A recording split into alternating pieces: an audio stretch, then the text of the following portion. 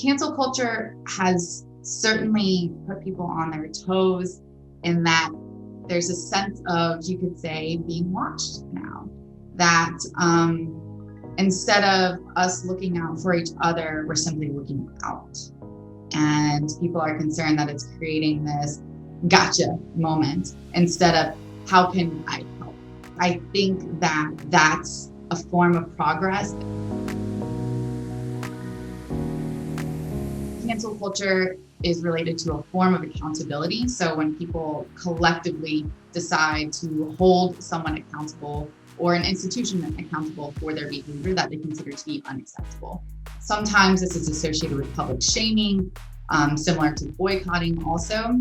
But in effect, it's choosing to publicly not support that institution or that individual anymore. Cancel culture has changed significantly. It's not only, for instance, being used in social media, it's being picked up by multiple groups. As society has become more polarized and our forms of communication through the pandemic and all of the social justice movements have predominantly been remote, then we have much more fodder that's going on strictly through social media, and at times news outlets even. And in that case, cancel culture has really changed because that actually is the issue. Whose voice and whose history are we canceling?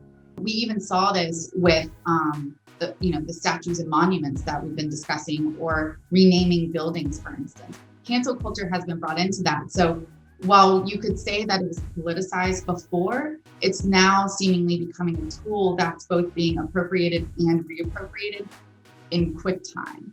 And I think that's how cancel culture has been changing through the pandemic. There's always some cultural lag. When we're really pushing for great change, there's a sense of normlessness. How do we really do this? So I think cancel culture, while it has had positive effects, while it has kind of pulled people apart with all of these discussions, I think it's forcing those discussions. And in that way, I think it's changing our culture because more voices are being heard, and we're also understanding that society cannot be only top-down changes. We need some bottom-up changes too. Cancel culture has also been affected by so much information, so many ways that we can gather information. We have things that will confirm what we already believe in. We're getting news all the time. There's experts on everything, absolutely anything and everything. There's a version of expertise out there. And so I think that as more voices are being heard, there's also more of a sensed urgency or need to speak back to.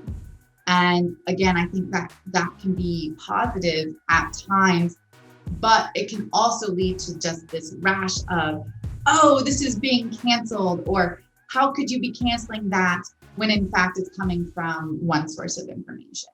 And so I think the other evolution of cancel culture will also be as we learn how to manage all of these different forms of information, I think cancel culture will also evolve with that. I don't think that cancel culture will simply go away. We've had iterations of it practically since the beginning of societies, of human civilization. And I think that's because it's needed. A version of cancel culture is needed because we're always going to be pushing the boundaries, sometimes in positive ways, sometimes in very negative ways. And that's usually where cancel culture comes into place. It's really when we hit that boundary and we say, this is unhealthy for our culture and for our society.